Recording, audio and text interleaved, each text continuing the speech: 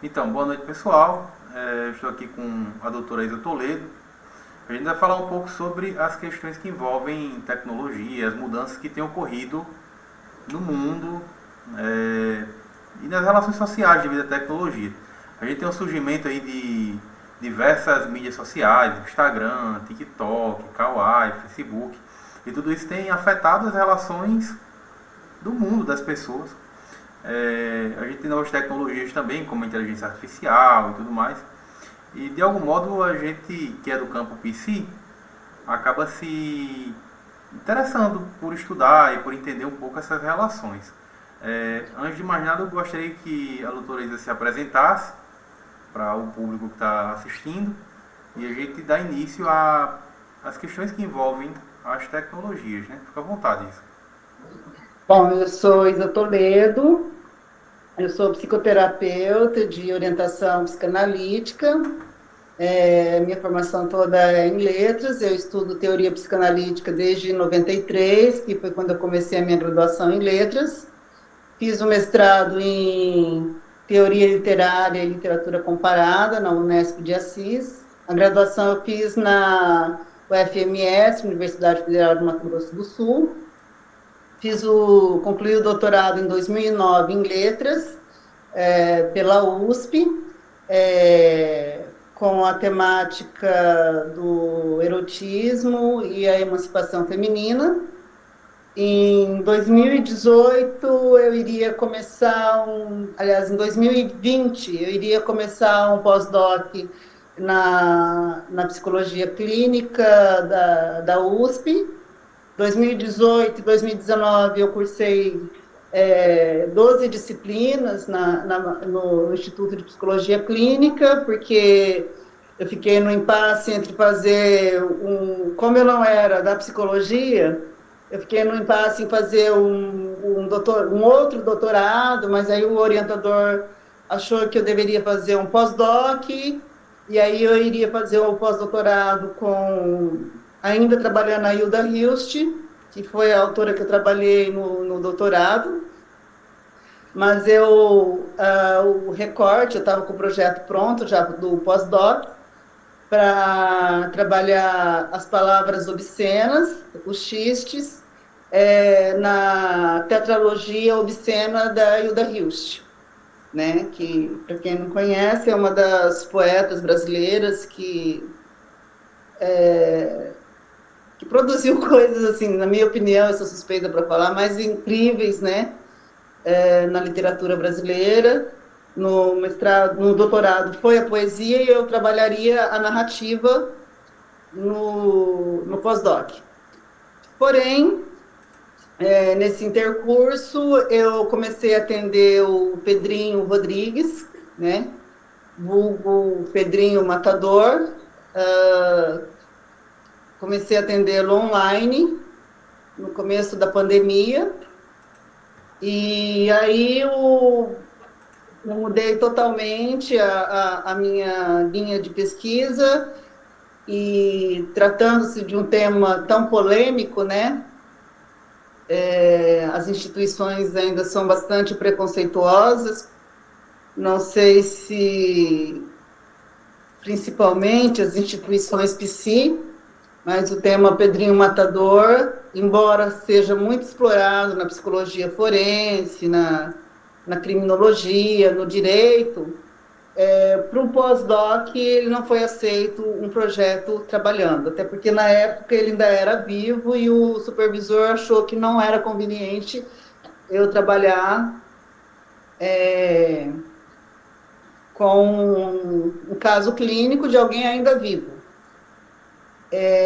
Então surgiu a oportunidade de eu escrever o livro, e aí eu acho que eu fiz o caminho que a psicanálise fez desde o começo com Freud, que foi começar de uma experiência clínica para partir para uma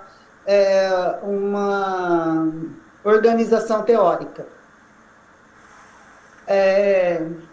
Mas, como acho que a maioria das pessoas sabem, o Pedrinho foi assassinado há quase 3 meses, E o projeto de pesquisa empírica que eu tinha, porque aí toda a fundamentação teórica que eu estudei para fazer o meu projeto do pós-doc acadêmico, eu comecei a aplicar com esse paciente que era, eu acho que um paciente assim que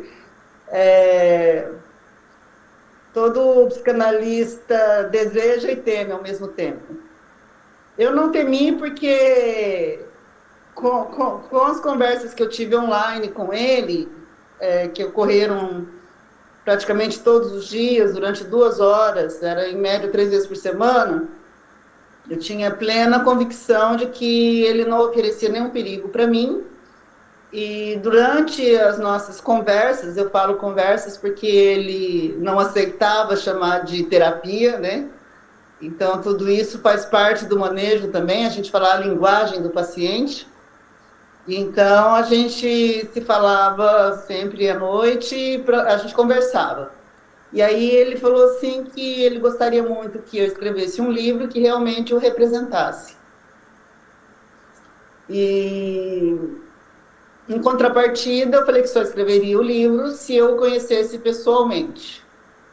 E ele veio até Itanhaém para que eu o conhecesse, com a finalidade de ficar um final de semana, para que eu fizesse uma entrevista. Mas aí, no primeiro contato que eu tive com ele, eu vi que eu não queria fazer o que todo mundo faz para escrever uma biografia, que é ficar gravando horas e horas, né? E aí entra essa questão da tecnologia que você está me falando, né? Que bom, para uma pessoa que ficou 42 anos dentro do sistema, ele chamava o WhatsApp de zigue-zague. E aí, quando eu ria, que ele falava isso, ele perguntava por que eu ria. Aí eu falava, é WhatsApp. Ele falava, o que eu tô falando? Eu falava, você tá falando zigue-zague. Aí ele falava, é a mesma coisa. Eu falei, não é. Ele, então é por isso que todo mundo ri da minha cara quando eu falo? Eu falei, não sei. E aí Talvez seja, né? a coisa começou assim meio que na brincadeira e eu vi que ele não se sentiria à vontade se eu fosse fazer essa metodologia com essa presença, né, de gravações constantemente. Então, o livro foi escrito a partir de uma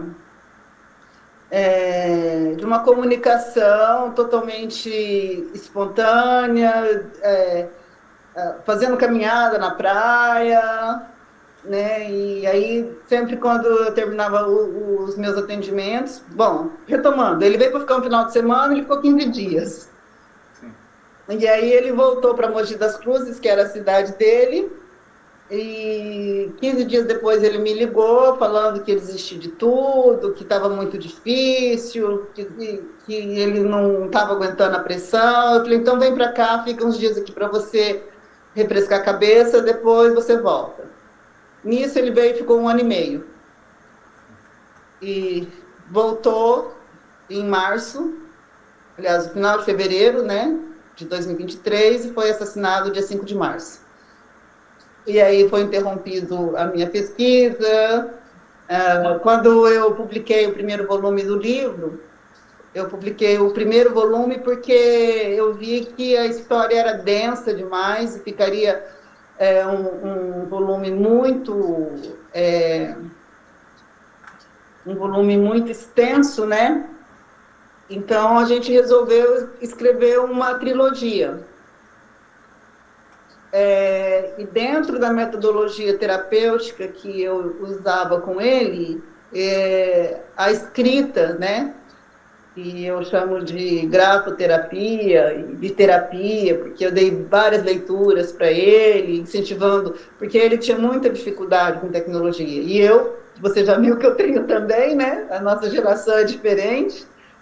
Se eu tenho, imagina ele, né? E para mim, assim, Mas a maior...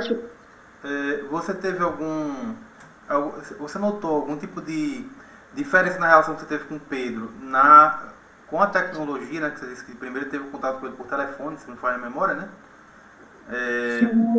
E aí depois você teve uma relação com ele presencial, né? Terapeuticamente falando, assim, você nota alguma diferença na relação? Eu particularmente atendo online, né? Acredito que você também esteja atendendo online. Você consegue notar Sim. essa diferença entre o traquejo que há na clínica presencial e na clínica online, ou via telefônica, ou outros meios não presenciais? Olha, eu percebo muita diferença. O paciente presencialmente é muito diferente, porque no caso do Pedro, no entanto, porque ele deixava assim, a gente se falava pelo WhatsApp mesmo, porque ele não sabia mexer com nenhuma outra Sim. tecnologia. Então, assim, quando havia uma parada, eu sabia que era porque era uma conexão, era um problema de Sim. conexão, porque, mas assim, nos meus atendimentos online, eu percebo que quando a análise está chegando num ponto crucial, sempre dá uma pausa. E nem sempre eu consigo saber se aquela pausa foi proposital, se o Ah, paciente provocou aquela pausa como um mecanismo de defesa, como uma resistência, ou se foi uma pausa eventual, né? Digamos assim. Então, eu sinto que o aproveitamento do atendimento presencial é muito mais produtivo. sim, entendi. É, quando você observa, por exemplo, hoje as relações sociais, né? Envolvendo muito essa questão tecnológica, você tem notado um crescimento primeiro da relação, eu vou usar esse termo, eu tenho até receio de utilizá-lo diante da psicanalista, né? Mas é uma relação meio narcísica, assim, né? Primeiro que a gente apresenta para o mundo, né? Não a foto da gente chorando debaixo do banheiro, né? A gente posta a Uhum. foto no Instagram comprando um carro, uma casa nova, viajando para algum lugar bonito, né? Então me parece, né, que existe uma exposição do belo, né? Sim, Sempre. Mas também há um nível de comparação muito alto, né? Porque, por exemplo, se eu vejo que o outro está feliz, está bem, contente, rico, né? E eu vejo que eu sim, não estou nessa situação, essa comparação parece ocasionar um certo descontentamento que vai persistindo, né? Pelo menos na clínica eu recebo muita gente, tinha comentado até com o Ricardo Dessa, espero que o Ricardo Dessa esteja vendo esse vídeo no momento de postar, e ele falou, cara, é absurdo você receber uma pessoa com 28 anos que está extremamente frustrado porque não conseguiu comprar um carro, entendeu? E pensando em suicídio porque não conseguiu viajar para o lugar que ele gostaria, né? Então, como é que você vê essa influência das redes sociais nesse isolamento, nessa depressão, nesse narcisismo da sociedade hoje em dia? olha, eu vejo isso como, assim, e aí eu até me exponho, porque essa relação com as redes sociais, ela mexe muito com as feridas narcísicas, né? E essas feridas narcísicas, elas não são as mesmas, né? Você citou o exemplo aí de comprar um carro. Eu, por exemplo, a minha ferida narcísica é com a minha imagem.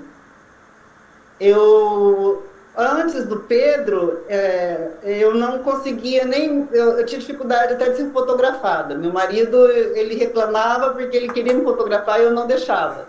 Sim. Então, assim, eu não gostava da imagem que eu via. E até agora, no começo da nossa conversa, eu te falei, eu quero achar um filtro aqui para me sentir bonita. Então, quer dizer, mexe com a minha ferida narcísica do ponto de vista físico, não do ponto de vista do que o outro vai ver, mas eu preciso gostar do que eu estou vendo, né? E então, assim, não deixa de ser uma ferida narcísica, porque eu acho que quando está tudo muito bem resolvido, no meu caso, por exemplo, se eu gosto do que eu vejo, eu não me importo do que o outro vê, Tá. mas eu tenho que gostar do que eu vejo. E a contrapartida é a mesma, porque eu não me vejo bem, embora o outro diga que eu esteja bem, Sim. né? Então, eu acho que essa questão do narcisismo ele está profundamente interligado com as tecnologias. Ah, perfeito, perfeito. Ó, uma dúvida que eu tenho, na verdade, também envolvendo um pouco a questão do Pedro, né? É Ah, que depois da morte dele, né, aliás, não depois da morte dele, mas inclusive durante o seu processo de relação com ele, eu via muitos comentários que a gente chama de hater, né? Que é o sujeito que destila ódio, né? Como é que você lidava com o líder, né? Não sei se ainda você recebe esse tipo de mensagem. Como é que você lida com essa exposição na internet e inclusive a exposição do ódio, né? olha, o Pedro, particularmente, eu filtrava muito para não chegar nele. Quando ele era vivo, era muito direcionado para ele, porque eu aparecia muito pouco. Sim. Então, ele, assim, a morte dele, eu fui jogada na rede. Então, assim, e foi uma coisa muito absurda, porque, inclusive, tem pessoas que criaram perfis utilizando imagens minhas e se passando por mim. É, assim, quando o Pedro era vivo, eu tinha muitas mensagens de haters. Diminuiu muito. Por quê? Vai fazer 3 meses, eu não mudei a minha postura. As pessoas que estavam comigo no começo, com a morte do Pedro, ao contrário do que todo mundo achou, que o livro ia explodir, de vender, etc., etc., não aconteceu nada disso. Em termos, financeiros, eu só tive prejuízo, né? E, inclusive, hoje eu fiquei sabendo que o livro digital já foi pirateado também. Então, assim, eu fiquei numa posição que eu tive que vir para as redes sociais para mostrar a minha verdade e não a verdade que estavam vendendo de mim, porque eu levei um susto, porque assim, logo após a morte dele, umas 2 semanas depois, assim, durante umas 2 semanas eu não vi, não olhei nada, eu fiquei muito arrasada, muito revoltada. E as pessoas atribuíram isso até a um suposto caso amoroso entre mim e ele, mas não era isso. Era porque, assim, para mim não fazia sentido aquilo. Um cara que sobreviveu ao sistema há 42 anos, quando ele resolve ter uma vida digna, se redimir dos seus erros, superar os seus traumas, ele ser assassinado estupidamente, sem estar oferecendo perigo nenhum à sociedade.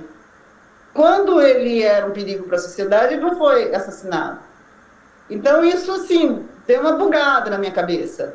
Não foi, assim, em relação... Porque as pessoas são muito medíocres, né? Elas só conseguem entender as relações sexuais, né? As relações libidinais nesse sentido, Sim. né? Mas não foi nisso. Foi, para mim, foi um choque existencial mesmo.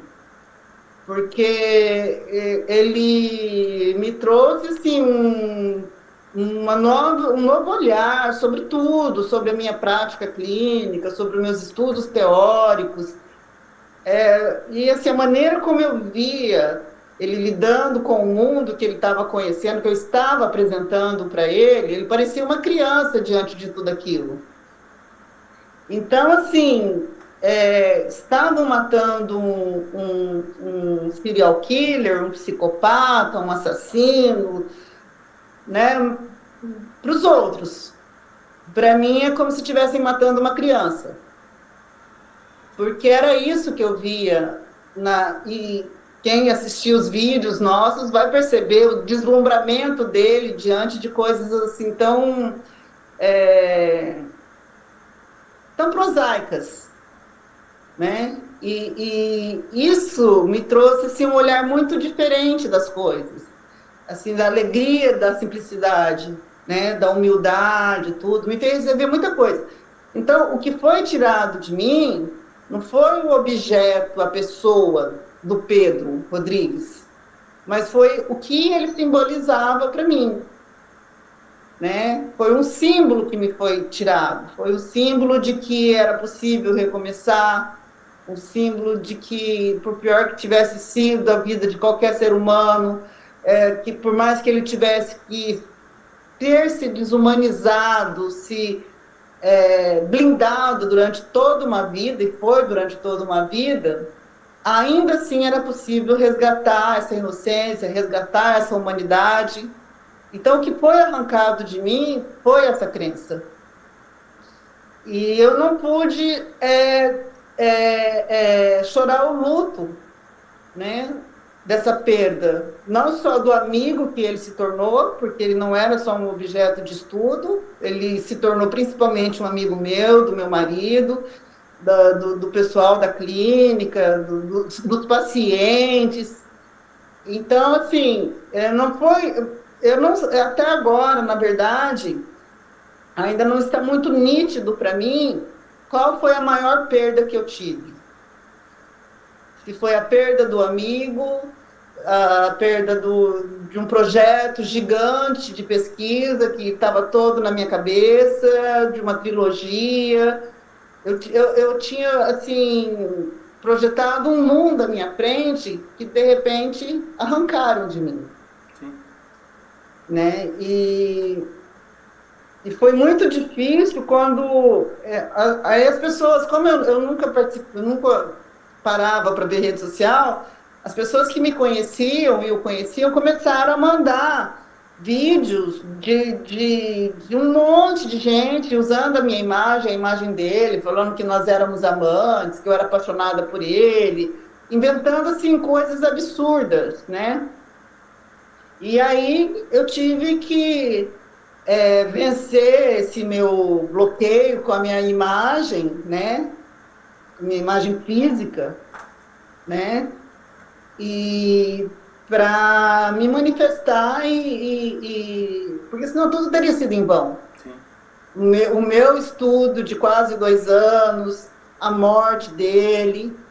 Se eu não tivesse continuado com as redes sociais dele, e aí vem o lado bom da tecnologia. Porque a única forma verdadeira de eu desmentir tudo que foi inventado foi através da tecnologia. Né? E aí eu tive que vencer isso. E ainda assim eu enfrento muita resistência, porque, inclusive na live que eu fiz hoje, eu falei muito sobre o fetiche, né? Porque a impressão que eu tenho é que muitos dos seguidores do Pedro deslocaram o objeto do Pedro, porque ele era um fetiche também, né? Porque ele era transgressão, ele simbolizava a transgressão. E ele tinha muita dificuldade, né, em saber quem era o Pedrinho e quem era o Pedrinho Matador. Ele não queria mais ser vinculado ao Pedrinho Matador. Mas a tecnologia, né, as redes sociais, não deixavam ele esquecer disso. Então ele quis que eu escrevesse o livro para que o Pedrinho Matador fosse definitivamente esquecido. E que ele pudesse mostrar quem ele era realmente. Ou se descobrir quem ele era realmente, porque ele ainda não tinha tido essa oportunidade, né? Devido a toda a história de vida dele, atribulada, que estão nas redes sociais, mas que no livro eu esclareço de uma forma mais contextualizada, né? E na perspectiva psicanalítica. Por quê? Eu não fui fazer não é uma biografia documental, não é uma biografia que mostra a realidade vista de fora.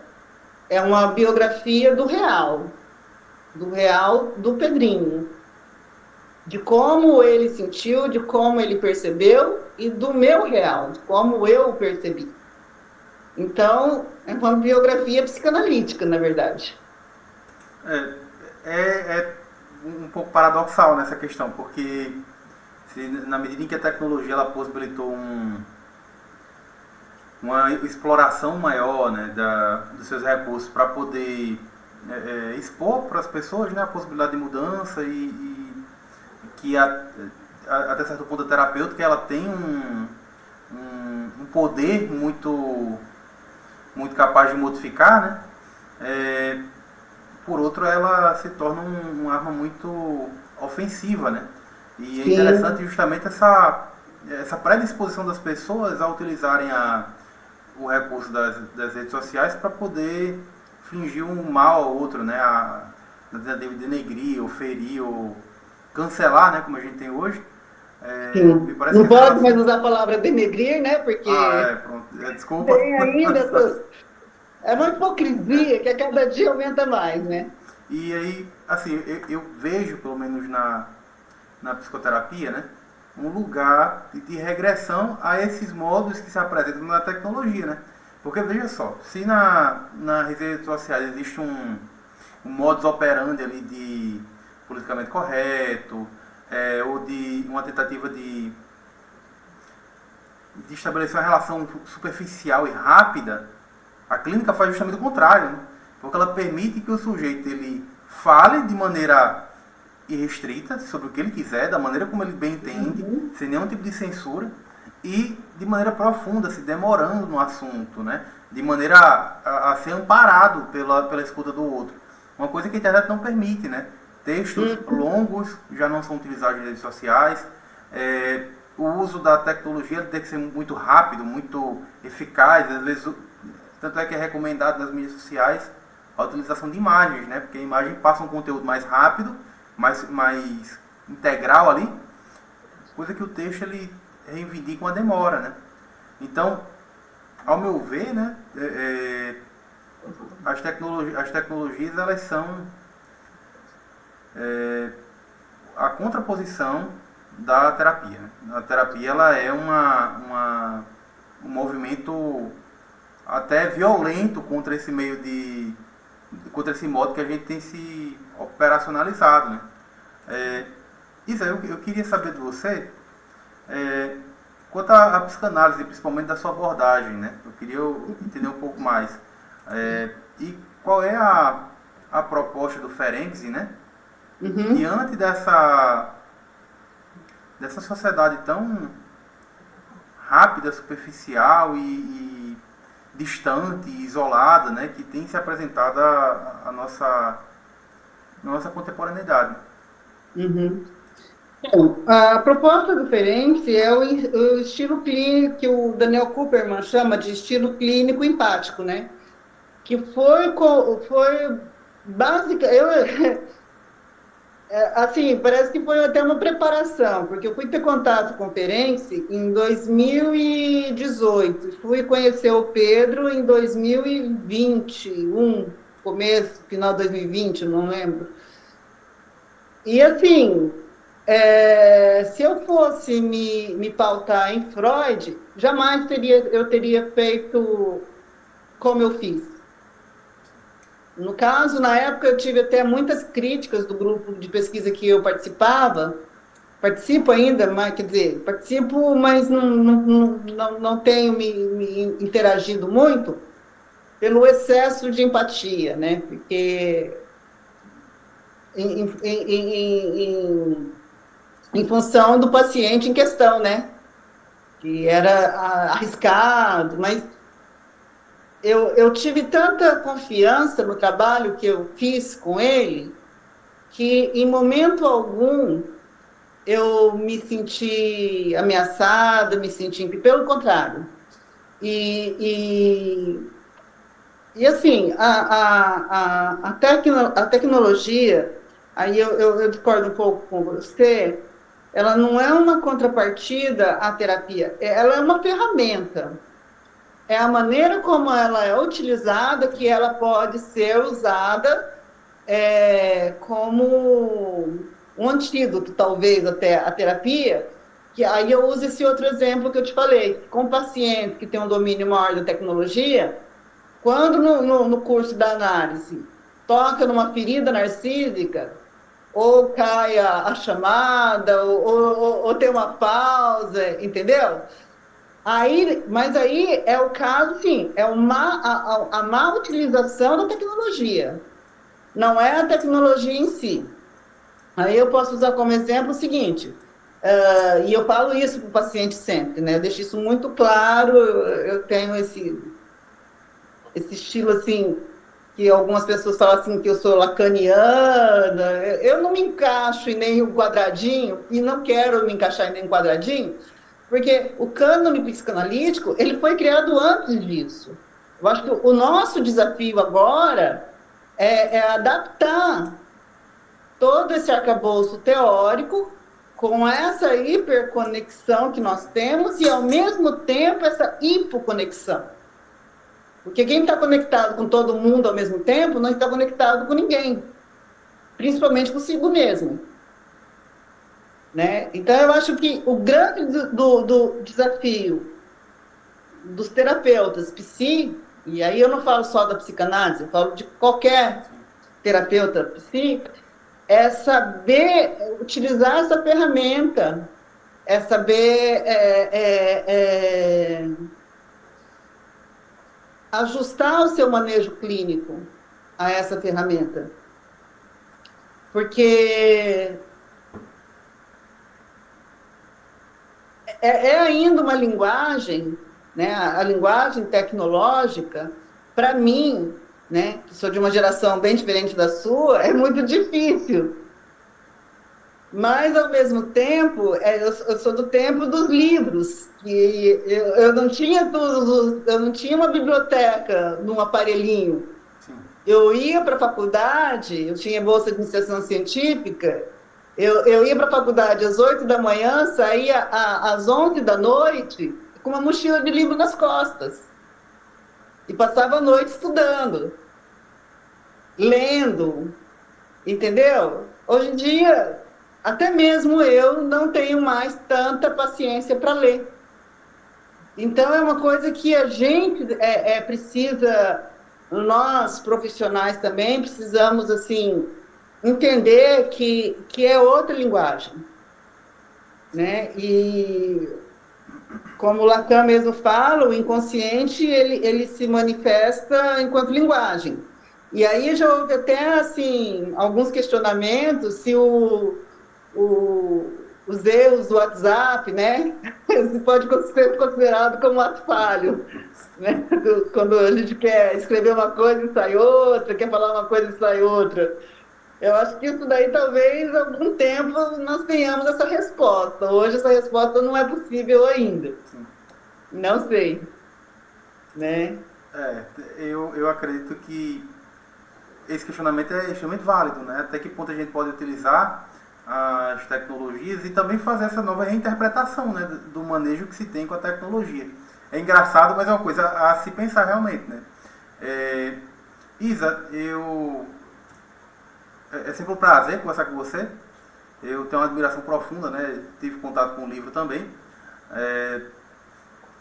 De alguma modo a gente conversou enquanto o Pedrinho estava vivo. Admiro muito o seu trabalho, sabe disso. Eu gostaria de saber se você tem algum último recado para dar, né? E aí a gente encerra esse contato. Olha, eu acho que o recado é o seguinte, não é nem um recado, é uma reflexão. Se quando as pessoas estavam migrando do campo para a cidade, Freud escreveu O Mal-Estar da Civilização, como seria hoje esse mal-estar da hiperconectividade e da desconexão humana? Sim.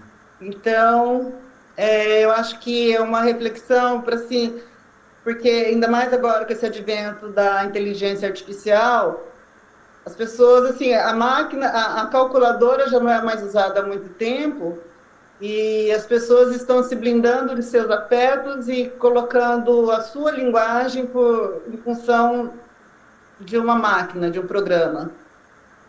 Então, assim, uma ferramenta que é para disseminar, aliás, para diminuir as assimetrias, né? Uma vez que as informações elas são globalizadas, nós precisamos tomar muito cuidado para que ela não se torne uma arma de assimetria ainda maior, para que nós não nos vejamos daqui a algum tempo como zumbis, né? E aí eu acho assim, até que os filmes de zumbis, eles fazem muito sucesso porque ele se comunica com algum conteúdo do nosso inconsciente. Sim. E isso está acontecendo, É, né? Eu acho que é uma reflexão para que não nos tornemos zumbis a serviço da tecnologia. eu acho que de fato tem alguma identificação entre o zumbi e as pessoas é, hiperfocadas no celular, né, nas telas e nas redes sociais. Exatamente. Né? Você pode ficar hiperfocado, mas só que em que conteúdo? Né? Porque você pode conseguir conteúdos maravilhosos, mas a maioria ficam focados em ver besterol, tanto que os vídeos que viralizam são aqueles que não te levam a pensar, te levam justamente a se dissociar de si mesmo e do mundo, né? Então, no sentido, nesse sentido, zumbis no sentido de perder a sua humanidade. É. Então eu agradeço a sua fala, Isa, a sua explanação. É, bem, pessoal, eu peço que se vocês tiverem algum tema, algum conteúdo e quiserem sugerir para a gente poder trocar uma ideia depois também, né? Uhum. Também gostaria já de previamente convidar a Isa a retornar para poder falar um pouco mais sobre a relação com o Pedro e a questão do livro também, né? Recomendo muito o livro. Eu sou tão boa vendedora que nem estou com um livro aqui na minha mão para mostrar ao Não pessoal. acontece, eu boto o link aqui embaixo, qualquer coisa, se vocês tiverem interesse Você em. pode pôr, por favor, Pronto, Iago, perfeito. você que é jovem, que Que é manja das interconectado. tecnologias, porque eu nem isso eu pensei, sabe? Perfeito. De trazer um livro para cá para poder mostrar. Eu coloco. Então, pessoal, agradeço muito a atenção de todos. Como eu falei, podem deixar sugestão, dúvida, comentários aqui abaixo e, na medida do possível, a gente vai respondendo. Então, como eu falei, né, convido o Isa previamente já para a gente poder discutir mais um pouco sobre Pedro, sobre a obra também. E eu recomendo muito a obra, muito boa. Eu tive contato com ela e principalmente, em especial, a psicólogos e pesquisadores da área psi. Tá bom? Então, até a próxima, Isa. E Quer eu falar quero mais alguma ressaltar coisa? também, Iago, que é um prazer muito grande falar com você. Você é um jovem inteligentíssimo. Eu acho que para a sua geração, assim, não estou criticando os outros, mas eu admiro você, eu tenho Obrigado. contato com outros profissionais que têm a sua faixa etária, e eu vejo uma profundidade nas suas colocações que dificilmente eu vejo em outros. Então, eu também quero aqui deixar